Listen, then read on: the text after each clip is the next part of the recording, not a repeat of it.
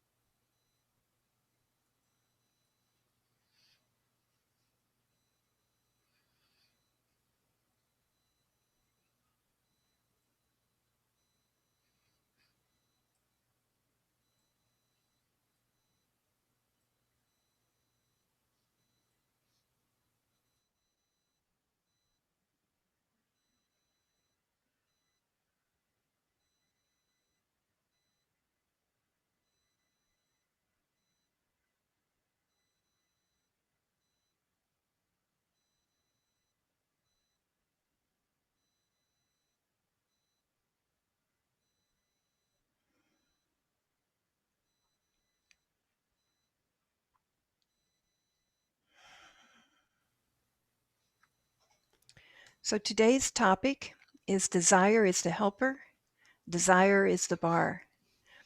Sri Aurobindo and the mother spoke extensively on desires. And once when someone asked the mother whether purchasing various items at the bazaar was good or not, the mother responded, "One cannot make such general rules. This depends on the spirit in which you make your purchases. It is said that you should have no desires. If this is not a desire, it is all right. But you understand there is no movement, no action, which in itself is good or bad. It depends absolutely on the spirit in which it is done." So today, to help us better understand the roots and origin of desires, as well as its causes and possible cures, we have with us Ameeta Mehra, founder and trustee of the Gnostic Center in New Delhi. We welcome you, Ameeta, today. Thank you so much for joining us. And we're certainly looking forward to your discussion today as we find this a very important and relevant topic. So what I'll do now is turn it over to Vladimir, our moderator, and he will more formally introduce Ameeta and also open today's New Perspective webinar. Vladimir? Yeah, thank you, Radhe. Yeah, we are very happy to have with us Ameeta today again. And please allow me to introduce her in a few words. Since the age of 14, Ameeta had one dream: to change the educational system of India. And after completion of college, joined Mirambika as a teacher for 4 years, where she became grounded in the educational philosophy of Sri Aurobindo and the Mother. She is the founder of the Gnostic Center and the International Center for Integral Studies in Delhi, and over the years conducted courses and workshops in integral studies. To mention here only a few: explorations towards a new creation of the self and society, the science of living, meditation for inner growth and cultivating presence, etc., etc. Ameeta's published works include self-discovery books such as Dhyana, Meditation for Inner Growth, Abhaya, Fear, Its Cause and Cure, Karma Yoga, Perfection in Work, and Sadhana, a guide to self-mastery. She is also the editor of the Gnostic Center's journal, The Awakening Ray. She won the Outlook Business Women of Worth Award in 2017. Ameeta also heads India's leading stud farm, Usha Stud, a very beautiful place with the horses, which in the Vedic terminology symbolize the powers of the dawn, of a new day.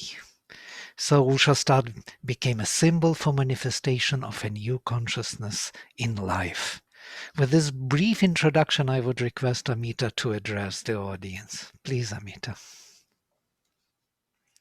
Thank you and good evening. Thank you so much for inviting me on this topic. In fact, I have to first give a kind of disclaimer that Vladimir suggested the topic and I took it on as a challenge. I have to say that I'm very much on the journey of understanding desire, its roots, and trying to overcome them in my life. So I thought I would design today's session more like a contemplative exploration that we all take together.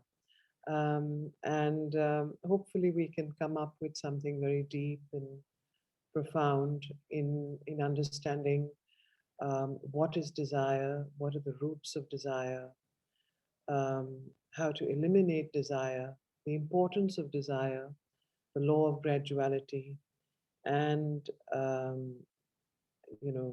some of the ways that Sri Aurobindo and the Mother have spoken of, which can help us to take the next steps forward. So with that, I'd like to begin with maybe just a short reading of something I found very interesting on what is desire.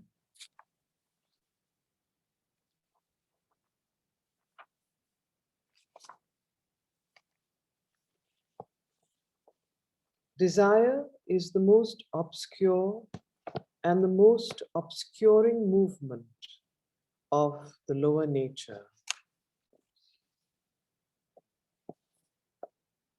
Desires are motions of weakness and ignorance, and they keep you chained to your weakness and to your ignorance.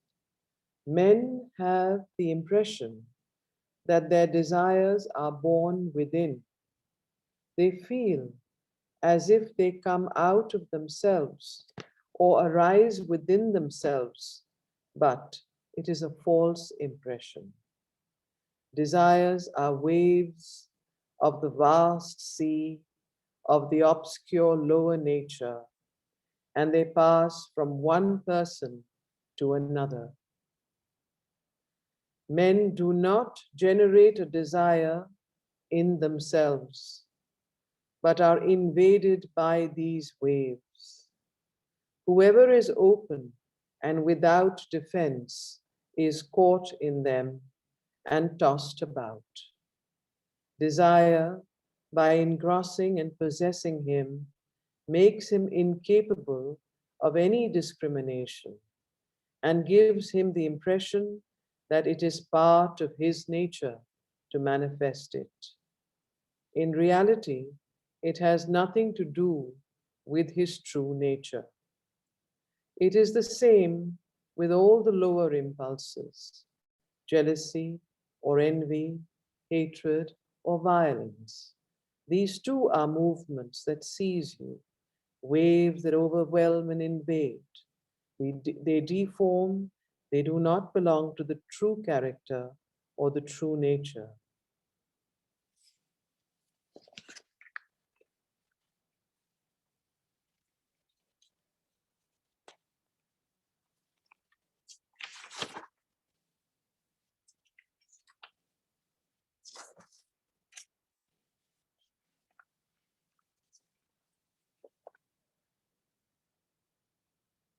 So what is desire? And what does the Mother mean when she says desire was the helper, desire is the bar?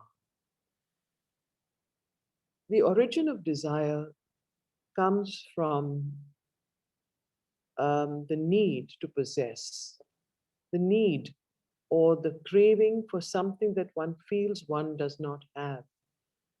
The root of desire comes from the separative consciousness, which, of course, the ego is the main knot. Because we feel we are not one, because we feel separated from the other, that is why there is a craving in the being for that we think we do not possess. In fact, um,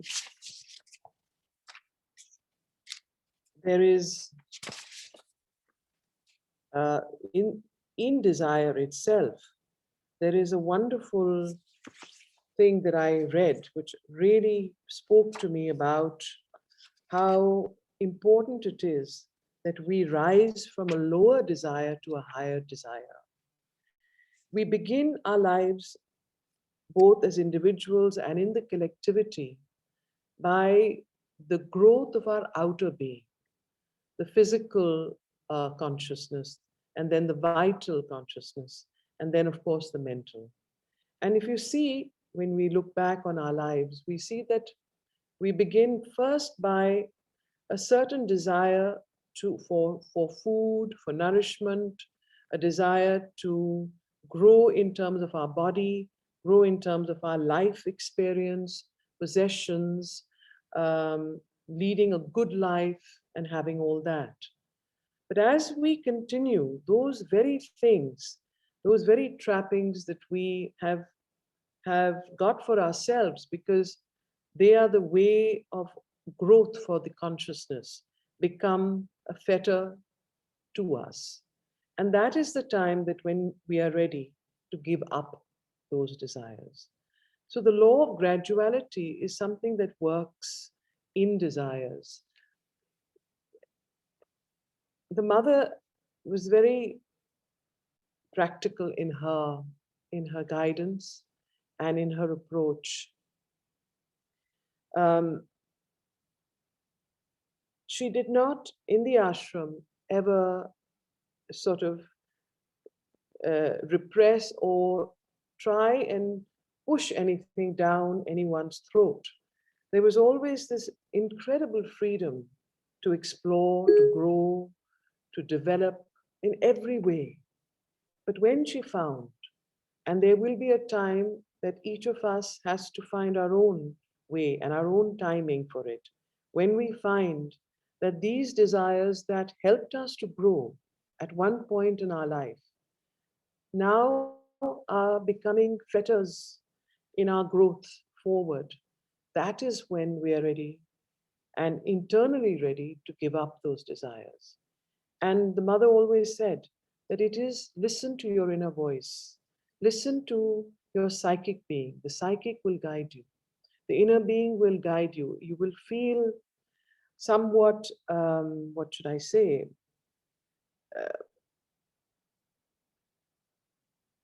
prisoned by the things that you have, by the relationships that you're in, for example. So desires can also be on the physical plane, desires are on the mental plane of thoughts and ideas and cravings and name and fame, in the vital plane.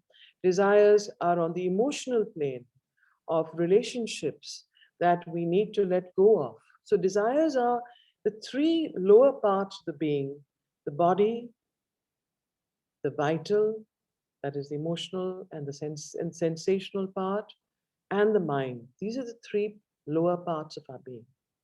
And the two higher parts are the psychic and the spiritual. So these three lower parts, each one has their whole own domain of desires. Those very desires that helped you to grow, that helped us to grow, then become ways of imprisoning us and stopping our growth.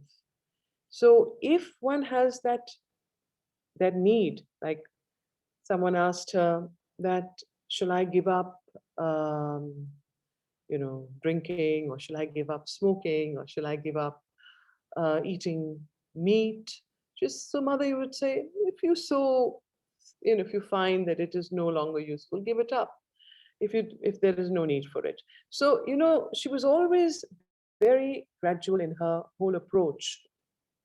If you force and repress and you suppress your own desires, it has a much uh, greater sort of, it causes a greater disturbance than if you're able to see that it has a value at a particular time, and then at another time it is blocking your growth.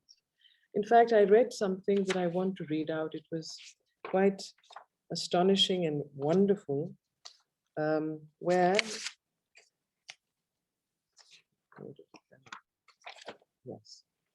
So someone asked, what is the difference between self-control and suppression? So the first, she said that nigraha is suppression. I cannot help desiring, but I will not satisfy my desire. That is suppression. I cannot help desiring, but I will not satisfy my desire. So I'm sitting on my desire, but all the time my mind, my thoughts are on the object of that desire. Now, when you're thinking, desire is not something that only happens on the physical or the vital plane. It originates from the vital, the life force, the prana shakti, the prana, and it enters into the subconscious vital. From the vital being, before one knows it, it enters into the mind. And then the mind dwells on the object of desire. This dwelling on the object of desire without satisfying it is suppression. So then what is self-control? The other way, the other statement. I refuse the desire. I refuse the desire as well as the satisfaction of desire. When you refuse desire itself, the mind refuses desire. It refuses the thought of desire, refuses the object of desire, and then also refuses the satisfaction of desire. That is self-control, what in Sanskrit is called samyam. So this is the difference between suppression and self-control. So what is the most effective way of overcoming desires and attachments? The cure of desire. I did a bit of study on that, and I also sort of contemplated and made a worksheet out for myself. And when I was writing out my own responses, I felt it was important perhaps that we can do it together. So we will do a contemplative worksheet at a little later date. But the rejection of desire is essentially the rejection of the element of craving, putting that out of the consciousness as a foreign element. So desire is different from aspiration. Aspiration is a need to give oneself. Desire is a need to take. So it's a craving for something that one feels one does not have. And it is this rejection of craving that one has to eliminate out of the consciousness. And how does one do that? There are several ways. You have to find your own way. But I found something interesting here, which I thought might help us all.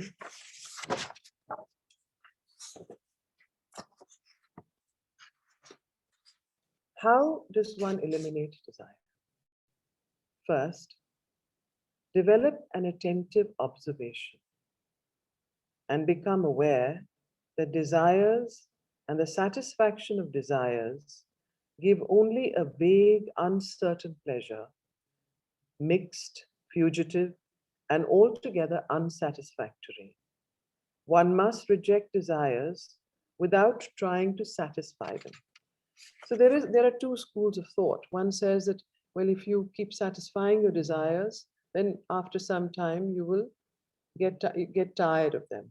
The mother did not agree with that. She said, to satisfy a desire is to prolong it, and you make a road or a kind of groove for that desire to keep entering back.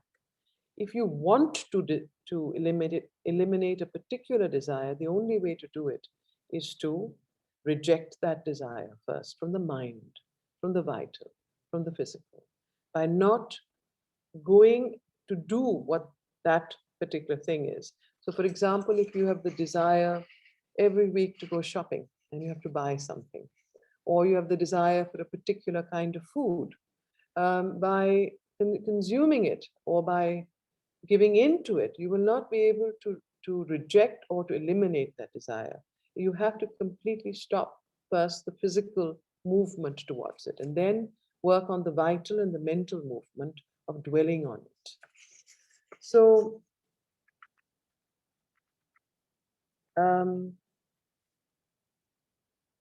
one of the ways that the mother spoke of, which helps me a lot, is she said that the best way of getting rid of a particular desire is to station your consciousness on a higher plane and to become very quiet. So when you become still and quiet, you do not allow those waves of or thought movements to enter into you.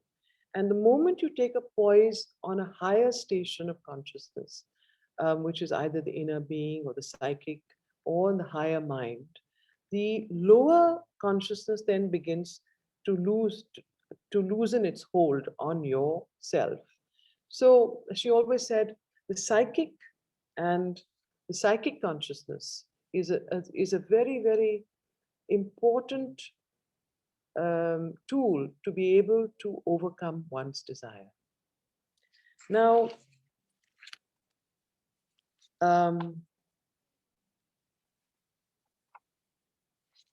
I will leave certain things for question and answer, so I'm not going to go on for very long. I thought a question and answer session would be more useful and interesting, but I did want to do this worksheet. I thought we can perhaps play a bit of music and make it a little more interesting. Vladimir, with your permission. I don't know Yes, you can project. I will put it on. I had organized something. Just see if you can hear it. Okay.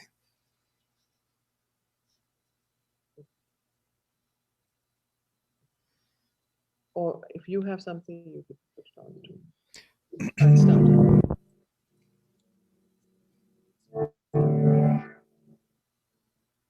So I thought we'd do this more like a meditative exercise.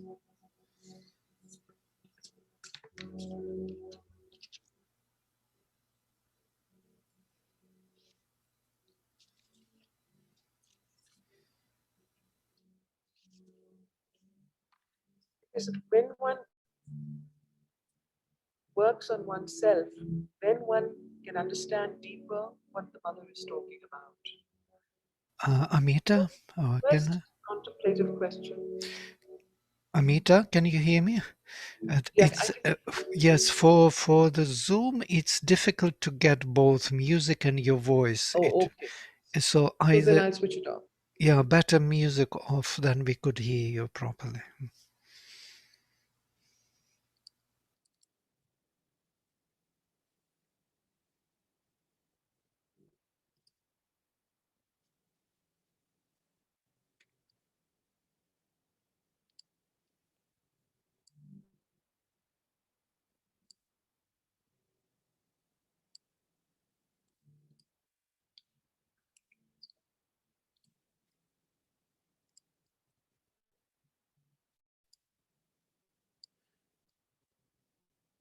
Is that better, Vladimir?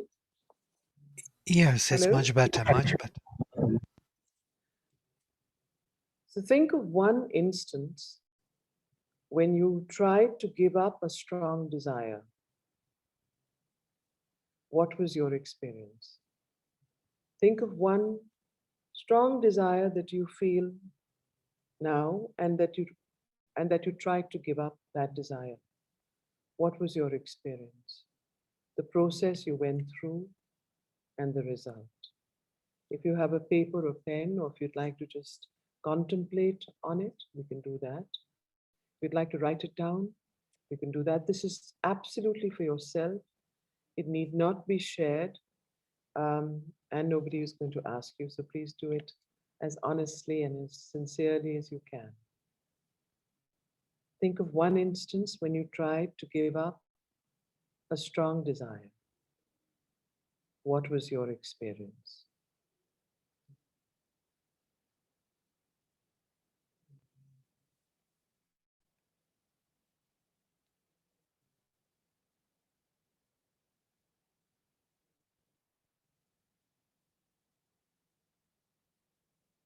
What was the process you went through?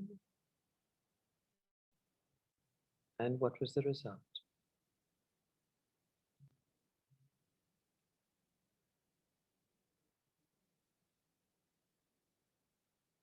Second question. In your personal experience with desire, which part of your being did you observe this desire originate from?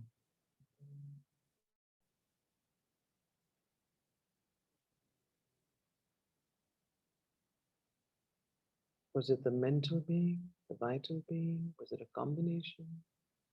Where was the desire lodged?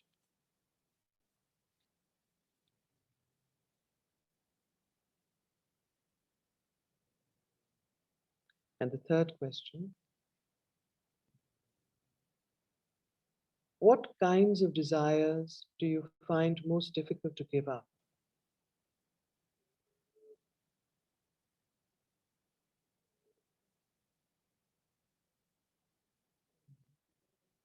What has helped you most in giving up a desire?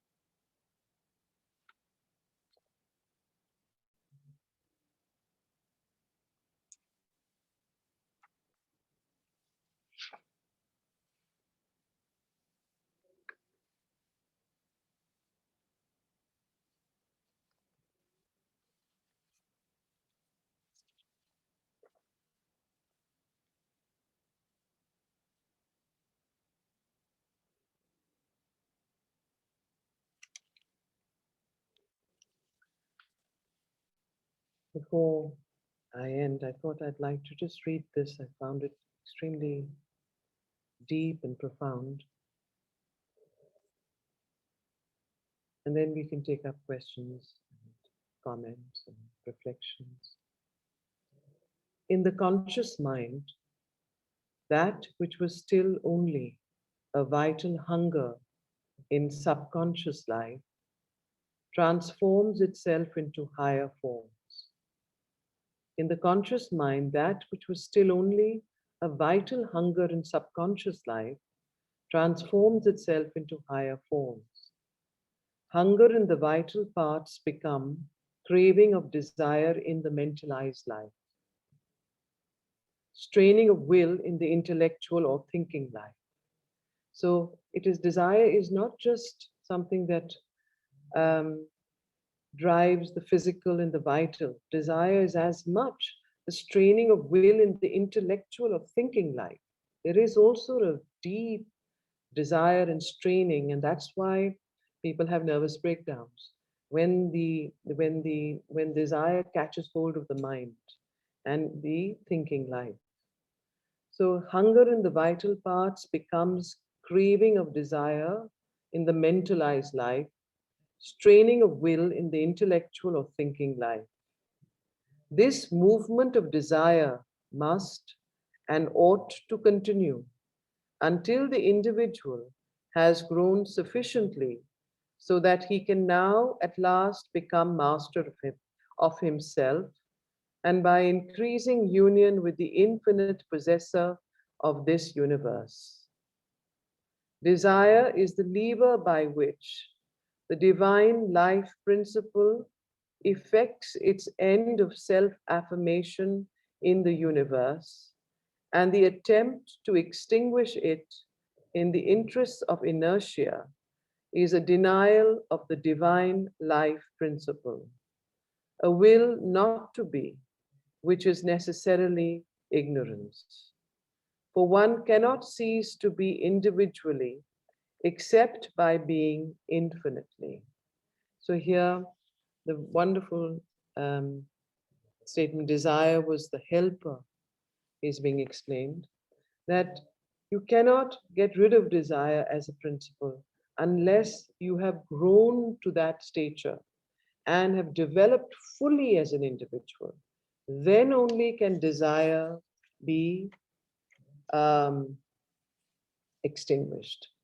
So this movement of desire must and ought to continue until the individual has grown sufficiently so that he can now at last become master of himself, and by increasing union with the infinite possessor of the universe.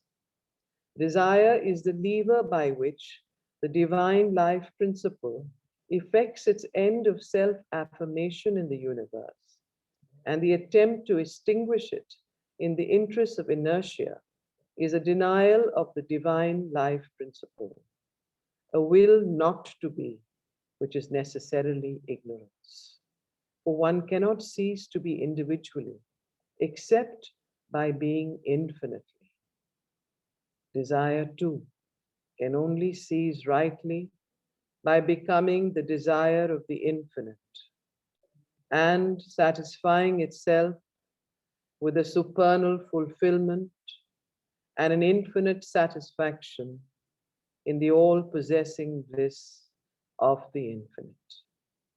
So therefore, desire can only cease to be by becoming the desire of the infinite and satisfying itself with a supernal fulfillment and an infinite satisfaction in the all-possessing bliss of the infinite. Meanwhile, it has to progress from the type of a mutually devouring hunger to the type of a mutual giving. So here comes the law of graduality. The first is the craving and the devouring hunger. The second is the type of a mutual self-giving, giving of each other, of an increasingly joyous sacrifice of interchange. The individual gives himself to other individuals and receives them back in exchange. The lower gives itself to the higher, and the higher to the lower, so that they may be fulfilled in each other. The human gives itself to the divine, and the divine to the human. The all in the individual gives itself to the all in the universe and receives its realized universality as a divine recompense. Thus, the law of hunger must give place progressively to the law of love, the law of division to the law of unity, the law of death to the law of immortality. Such is the necessity, such the justification, such the culmination, and the self-fulfillment of the desire that is at work in the universe.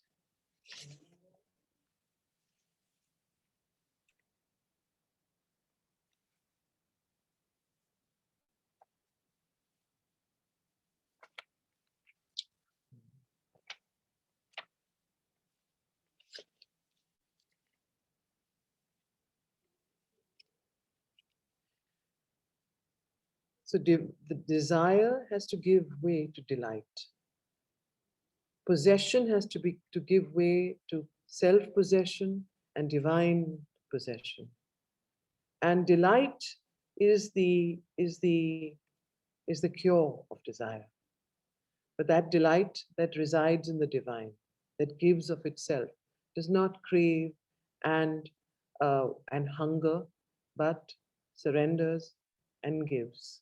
And that is the supreme treat, the secret um, of desire and its elimination.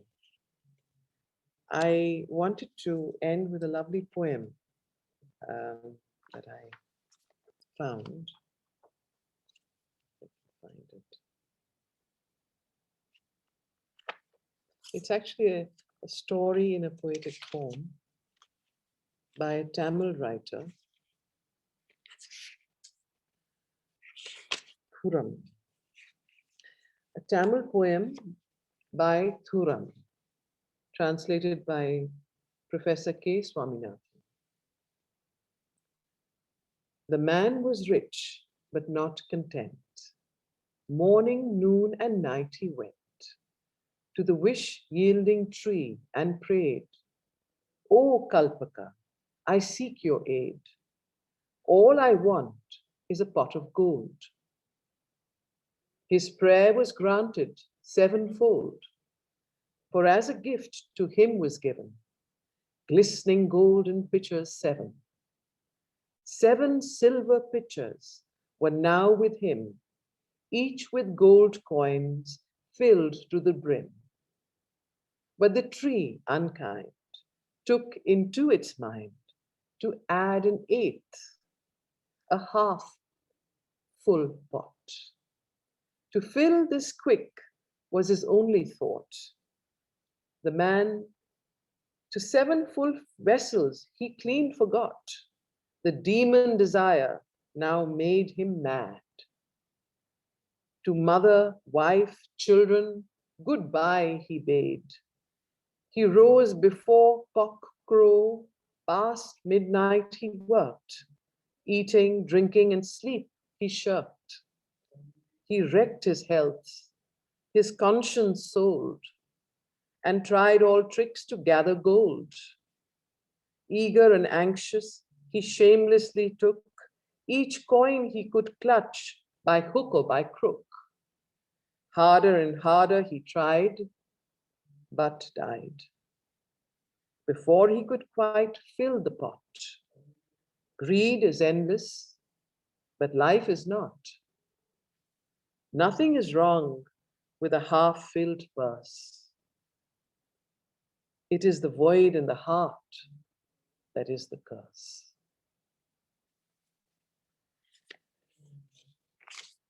So with that, any questions or comments? Please. I open it up. Vladimir, I don't know how. Thank you, Ameeta. There are several questions here, and we can go one by one. But this long quotation, what you read about the desire was the helper and becomes the bar, is actually very beautifully described in the Vedic vision of Agni, which is rising from the lowest. Yeah? And when he is rising from the lowest inconscient, subconscious, our ignorance, then when he burns these, the fuel which is still wet, not dried up, not really offered to him, then he creates a lot of smoke. And then when he rises upward towards mental realms and beyond, then he becomes a flame pure. And that flame turns to be an aspiration in disguise, so to say. So there was a question here from someone how these two psychic flame and that desire relate, and looks like they don't relate on this level of separated consciousness. They look like totally different forces. But that beautiful quotation explains actually that is the way how he achieves, how he realizes himself in the universe. So the desire is his means and to self-possession. And you made also a very beautiful comment of possessing. Possessing is not disappearing. You start possessing the divine in all things. And that is the true possession, which is no more craving, no more vital desire. Yes. Just these thoughts come to me when listening to you. Thank you for this beautiful exposition. And there are a few questions here. Should I read to you, or would you like to see them? There are 4 questions, 5 questions, one of which How do I find them? In the chat? I can read to you, and that everybody would hear about them if you want to. So what is it in us that craves?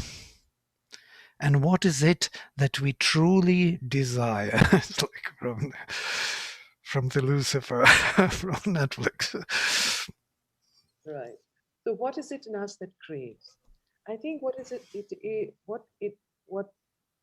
craves in us is to be unified, to become one. It is this separation that has been caused by the ego. The ego is a separating mechanism that is there in the human nature, in lower mental, vital, and physical nature. And it was actually created by the divine so that we could become fully individualized. We could become individuals in our own right and enjoy the delight of the divine. So it was created by the divine, the ego, but it was created so that we don't remain as amoeba, separate, without any distinction. It was created to experience his delight. But what happened is, ego is the helper, ego is the bar. So in the same way, this ego, desire originates, the origination of desire is the separated ego. Because when the ego separated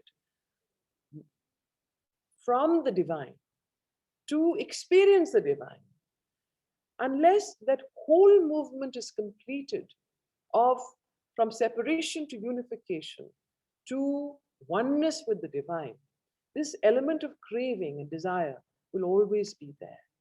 And this craving then is a craving that operates at different levels.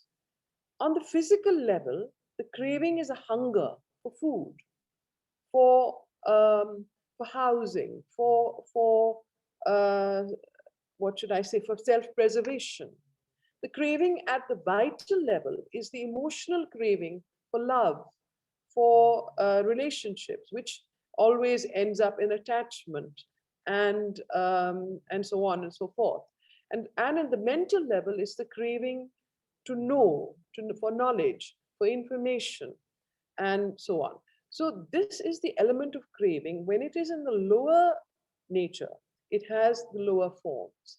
But in its origin, it is the craving, not the craving in the lower form, but it is this separation and this need for unification. So therefore, this possession, when you are possessed by the divine, or when you are one with the divine, when that unity comes in, that is when the element of craving leaves. And that is why the mother says that that which knows that you are one and you are one with the divine is the psychic being. And when you are poised in the psychic consciousness, that element of craving disappears. And that is why live within, live in yourself, live in your inner consciousness that knows the divine and is in touch with the divine. Mm. There is another question from Monica here, which is in the line of what you are just now saying. So it seems to me that to rid myself of desire that now I don't want in my being, what helps parallelly with rejecting the desire is absorb myself in something higher, something more attractive than the object of desire. Any light on that? Yes, that's exactly it. You have to absorb. You go from the law of graduality, from a lower desire to a higher desire. But even then, that desire needs to be, at some point, that will also become better. So it's, you have to keep moving upwards till you come to that which is where desire disappears and there is only delight. Then the element of desire. Yeah, there is another question here. I am born in Jain family and now engrossed in integral yoga of Sri Aurobindo and the Mother.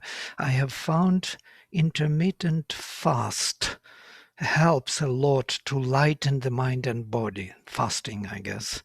3 times, that is 8 days only on water experience have been rejuvenating. Would you call this suppression? I find tapasya a helper in rejecting many undesired things of lower nature. No, no, this is not suppression at all. Fasts are very much part of the way that one trains one's physical being to understand that food is not such a great necessity and that there is a lightness of being that emerges when the gross matter is not always there to pull you down. In fact, with a lot of food and a lot of gross material matter, your consciousness is always pulled down. So it's certainly a way to refine the physical being. Mm.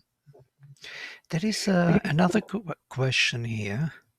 Unless somebody wants to ask, I heard somebody switched on. No? Okay. Desire becomes habits sometimes. So that groove you were describing, we get used to fulfilling them, especially if we have means to do so. How do we change these habits? Right.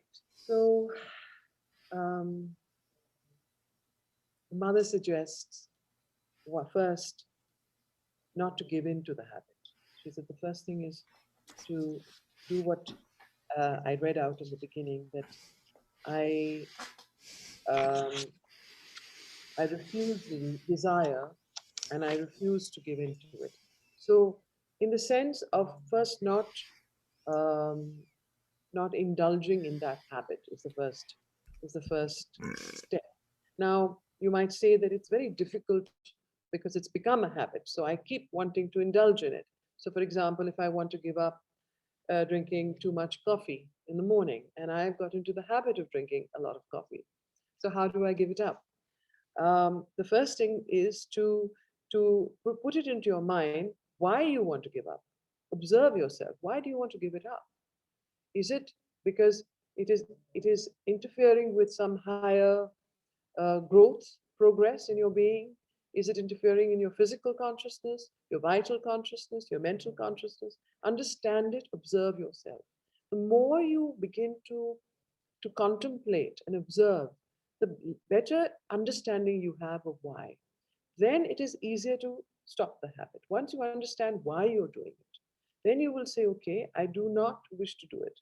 The day you say, I reject this desire, reject this thing, then after that, it's easier to stop doing it. The other way to do it is, the second method is to replace it with something higher. So, for example, that the reason I have coffee is because I need something stimulating and hot to wake me up, to just start my day. So I would like, coffee has certain things that also, you know, uh, are spoiling my health. For example, if they're not, drink it all the time. But if it does, I'm just giving an example, then you say, okay, I would prefer then to have tea, herbal tea or normal tea or whatever tea or something else, or go for a walk. So that's how you slowly replace one thing from the other, especially habits. Habits are very, very ingrained. So you need to replace a lower habit by a higher one and slowly make your nature plastic. Don't get attached to any habit, good or bad. Mm. There is another question here. Is there any desire which is good to have, or all desires are to be perished eventually? Well, I had the similar question myself. Um, desire was the helper. So desire is always a helper in our life. There are certain desires that are better than other desires. So good in the sense, are there desires good to have? So I would only say that if the desire you have helps you to progress towards the aim of your life and towards the goal that you've set for yourself, well and good. It is a good desire. But the same desire at some point might be an impediment on that journey. Then you have to give it up to go to another desire. But what Mother and Sri Aurobindo have indicated, which I find beautiful, profound, deep, that is the difference between desire and delight. Desire has always the element of craving, of wanting, of not having, of something that is missing. Delight has the vibration of fulfillment, of plenty, of plenitude. So if you can be more in the consciousness of delight, that will help you to understand the difference between desire and delight. And it doesn't mean that you have to become an ascetic or you have to give up things or be moralistic. In fact, one of the greatest impediments in yoga, especially Sri Aurobindo's yoga, are these hard moralistic do's and don'ts. They have big, big problems because they attach to the sattvic ego. They become very egoistic. That's the problem. And then ego is the biggest problem. And from ego comes desire. So it's better to be humble and fall. Mm-hmm. There is another question here. How is refusing the desire different from suppressing? Can you give an example? You did give an example, but maybe it's another kind of. Can you think of some other example? Um,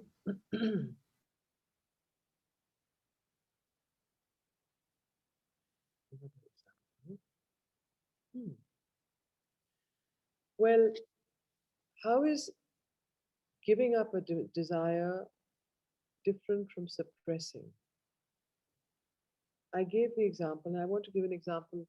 I had a conversation with a friend, I think, who was online, who was telling me yesterday that, she felt very deeply, and I had the similar experience. Some of you, I think a lot of us have had it. That, at one point you have a feeling that, look, I have too many possessions, I have too many clothes, or I have too many X or Y, and I really don't need them. And it is a burden on my consciousness to have them. So what do? You start minimizing. You give up these desires and you eliminate them. And by that, you lighten your consciousness. You lighten your life. And this is the difference between suppression and a true self-giving. Suppression is when you sit on it, you think about it, but you don't indulge it. You constantly dwell on it. That is suppression. The mind dwells. But when you have to give it up, it comes from within, and you just one fine day get up in the morning and say, I don't need this. Give it to charity, give it to other people, so that you make your life light, your being light. And then you live in delight.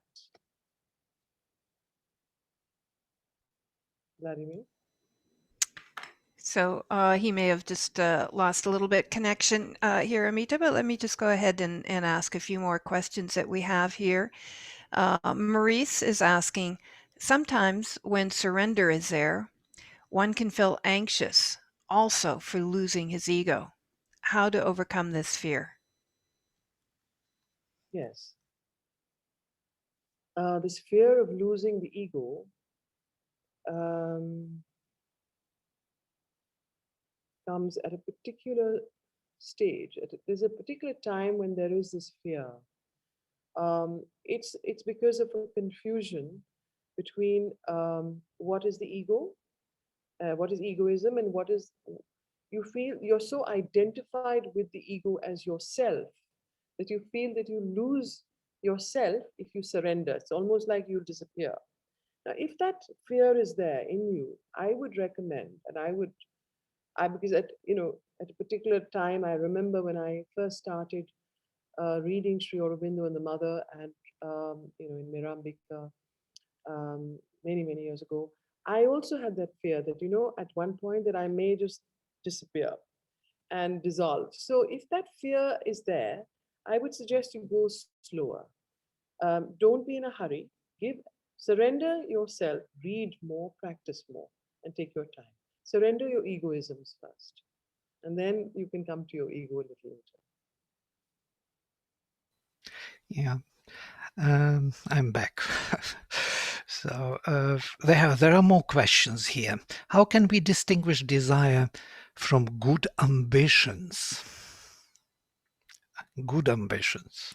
What a good ambition.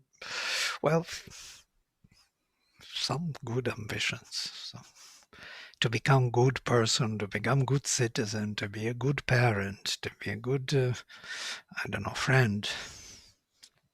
Good ambition.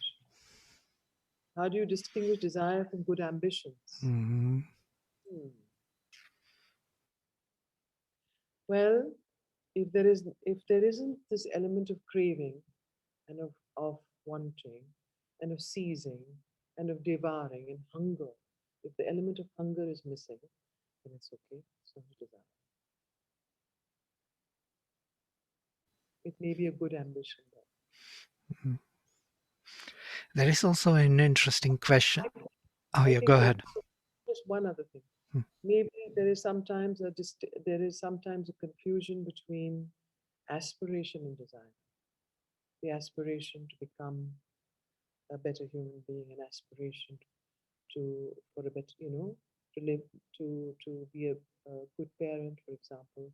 So there is a difference. The aspiration is something that takes you upwards and is a movement of giving and of expanding. And desire is a movement of contraction and normally a movement of hunger and craving.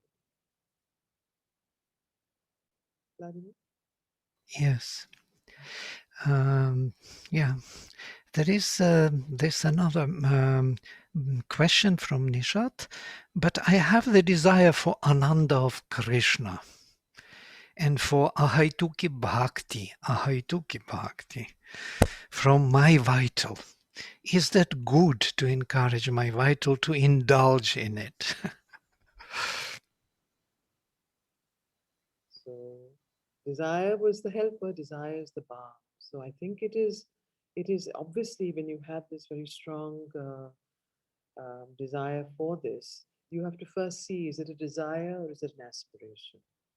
Do you want to give yourself and you have this love, and with love, do you want to surrender or do you want to possess and take only? So if it is an aspiration, you have to know that it's an aspiration. If it is a desire, then uh, I would say that if you haven't gone past it, then you have to first experience it. And I think that it is certainly better than some of the desires that pull you down. At least it's a desire that is taking you upward. Mm. Wonderful. And there is one more question, two more questions. I have found self-awareness, for example, watching the movement of desire, drashta bhava, yes, drashta bhava, of drashtri bhava, most probably. Being a witness helps to loosen it, a hold, to loosen its hold, I guess, and dissipate a desire. What's your take on role of witness, Sakshi Bhav? Absolutely agree. Mm, Um, the mind has to, it's called the Manumaya Purusha.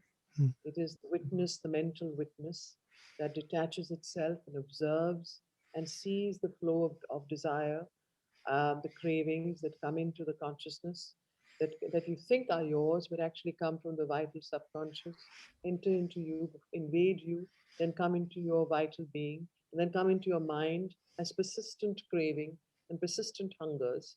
And if you can detach your mind and your Manumaya Purusha, can watch it, There's nothing like getting rid of it. It's an excellent way. Sri Aurobindo, in fact, did most of his yoga through that method.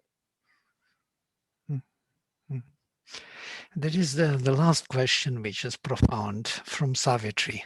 A world's desire compelled her mortal birth. Please explain how world desire differs from personal desire. So it was the last thing I read just now. You remember that passage I read? That Mhm. when your desire becomes one with the universe, then you become your consciousness universalizes. You live in the universal consciousness. You know, Sri Aurobindo talked about the triple transformation: the individual, then the cosmic consciousness, and then the transcendental consciousness. So, world's desire is that consciousness. It is something that is cosmic. It is something that is universal, and it is what we just read, that when your own desire universalizes, then you become the universal person, the universal cosmic consciousness. You're one with. So basically, to acquire even on the level of desire, so to say, to want to appropriate, to enlarge oneself is a normal movement in the world, actually. Only on that level of consciousness, it is just not reaching its goal because it's still separated I consciousness. think he is frozen, Ameeta. Can you hear him? I can't. Yes, I Yeah. can't hear. Yeah, it's our. Ah, okay, that's the We'll problem. give him a second, but oh, there, you're back. We couldn't hear you, Vladimir. You froze for a Okay, moment. yes, we have a problem with connection here in Lagos now. But this idea of appropriating or enlarging oneself is a legitimate idea, actually. The desire is a legitimate movement of acquiring the cosmic consciousness. Only on the level of our separated being, we have less means, and therefore we Lower don't. parts. Yes, that's why we.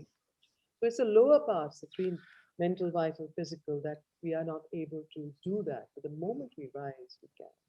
And of course, talking about Savitri, Vladimir, there is another quotation. He tore desire up from its bleeding roots and offered to the gods the vacant place. Thus could he bear the touch immaculate. A last and mightiest transformation came. I think this is very important. Thus could he bear the touch immaculate. Mm, So, in a sense, to be able to bear that touch immaculate, desire has to be torn up from its bleeding roots and offered to the gods the vacant place. And this is what he did, Sri Aurobindo. And that vacant place was filled with the delight of faith. Thus could he bear the touch immaculate. A last and mightiest transformation came. But don't forget, this is at very late stage, last and mightiest transformation. mm. Before that, there are many steps to be taken. But one shouldn't lose sight of the goal. This is the. Thank you, Ameeta. It was a wonderful session. So we are very happy to have it here, and most probably it would be lovely if we continue our collaboration in the future in this kind of discovery of Sri Aurobindo's vision and all the aspects of yoga. And Thank you so much for suggesting the topic to me. It really has widened the whole topic for me myself. I've learned a lot from it. So Thank you, Amita. I just wanted to say also that, we've been having an online Gita study group now for, I don't know, 2 or 3 months. And this topic of desires has been one of great discussion, and today you've just shared so much insight, and the quotes from Sri Aurobindo and the Mother is wonderful. So we will certainly share with that group this discussion. It's been very, very informative and lovely. I thank you much. And I would just like to, before people leave, mention a couple very important announcements. Two special events that we're going to have this June that we hope you will join us on. On June 5th, New Perspectives will host the U.S. Sri Aurobindo Centers as they come together to share their focus and future direction, their programs, events, study groups, and more. So we hope you will join us to learn more about what's happening in the U.S. and how the Mothers and Sri Aurobindo's vision is manifesting differently from center to center here. And that's on June 5th. And then on June 12th and 13th, and the next weekend, June 19th and 20th, we're going to be hosting our annual Sri Aurobindo Integral Yoga Retreat for the first time online due to COVID restrictions here. And the theme this year is navigating through evolutionary change. And Sri Aurobindo had not only foreseen the crises that humanity was to undergo, but had also given us radical solutions based on his integral vision. So this year, we will share his insights and their practical implications with a panel of experts who have delved deeply into Sri Aurobindo's yoga that promises a luminous future for mankind, despite all appearances. So be sure to look for an email announcement tomorrow that will go out very specifically on these two events, and register, and hope again that you can join us. Once again, Ameeta, very, very, very grateful and thank you for the talk and sharing today. Very much appreciated. Thank you, Ameeta. Namaste.